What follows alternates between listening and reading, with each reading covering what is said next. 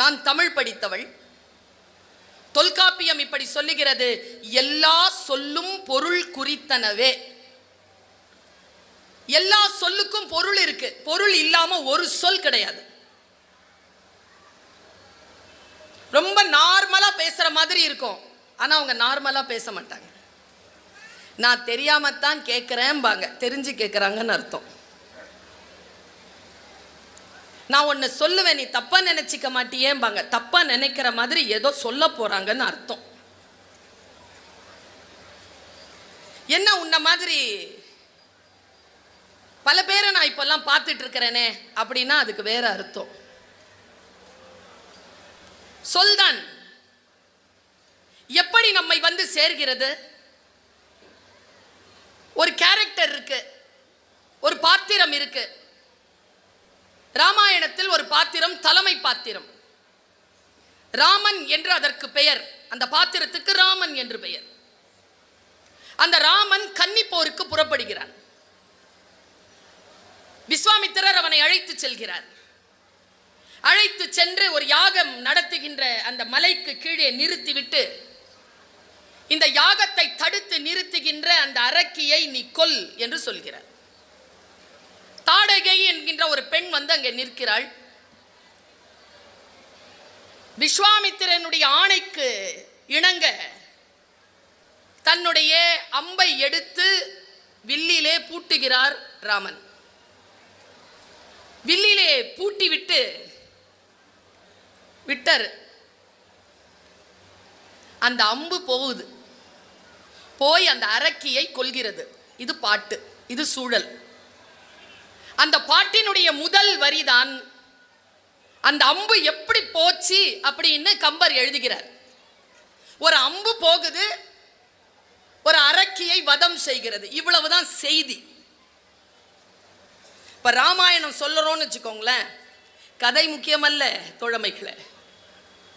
அது எந்த மதத்திலே வந்த கதையாக இருந்தாலும் கதை முக்கியமல்ல, கதை சொல்லுகின்ற அறம் முக்கியம்.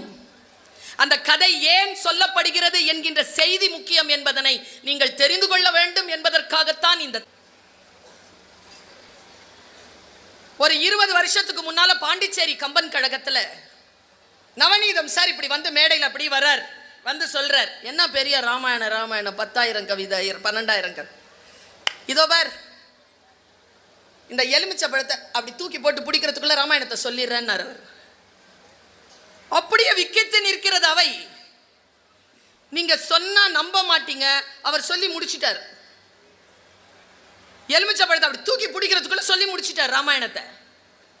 என்ன சொன்னார் தெரியுமா?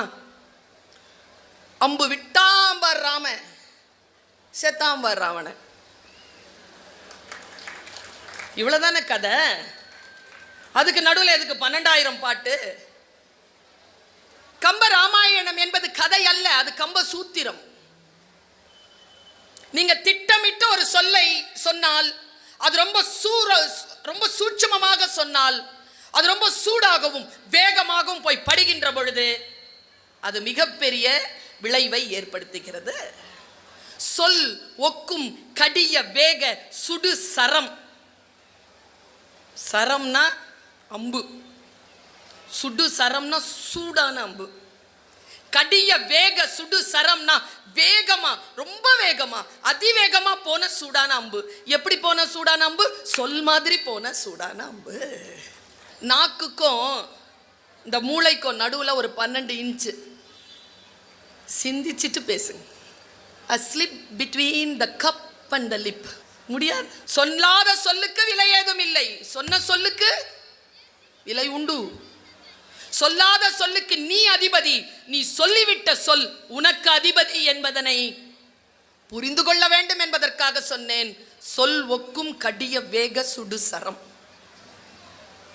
நம் வாழ்க்கையில் நாம் மறந்துவிடவே முடியாத, நம் வாழ்க்கையை புரட்டி போடுகின்ற சொற்கள் என்னன்னு பட்டியல் போடுங்க. நான் ஏதோ ஒரு வாக்கில் ஏதோ ஒன்றை படித்துக் கொண்டிருக்கிறேன். ஓஷோவினுடைய புத்தகம் என்று நினைக்கிறேன், மறைந்திருக்கும் உண்மைகள் என்று அந்த புத்தகத்திற்கு பெயர். அதை படித்துக் கொண்டே இருக்கின்ற பொழுது சில பக்கங்கள் கடந்து விட்டு குரு பேசுகிறான்.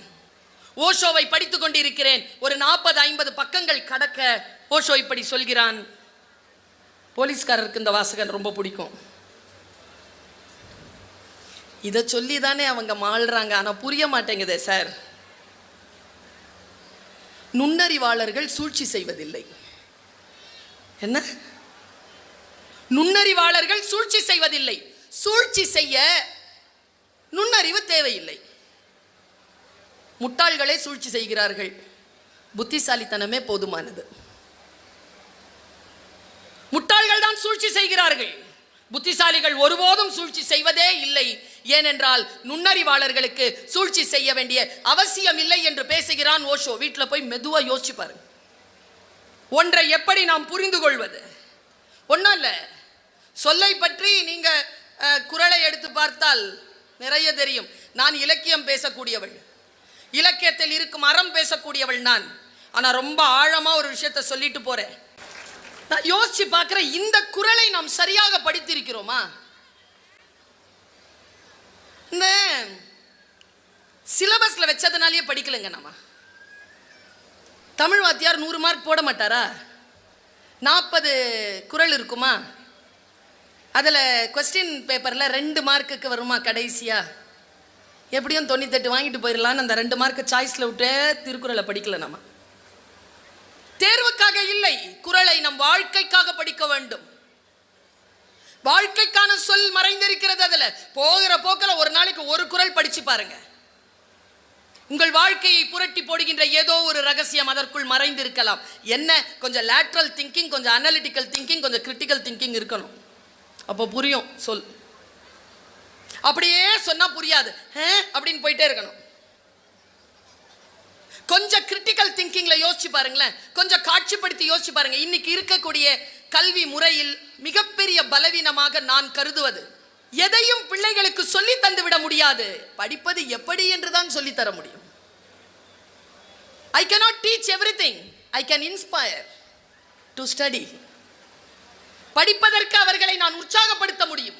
அதற்கு நான் முன்னுதாரணமாக நிற்க முடியும். ஆசிரியர்கள் இதைத்தான் செய்ய முடியும். காலையில் கூட நான் சொன்னேன், தயவு செய்து உங்கள் வகுப்பில் வரும் மாணவர்களுக்கு உங்கள் அறிவை கொடுத்து விடாதீர்கள்.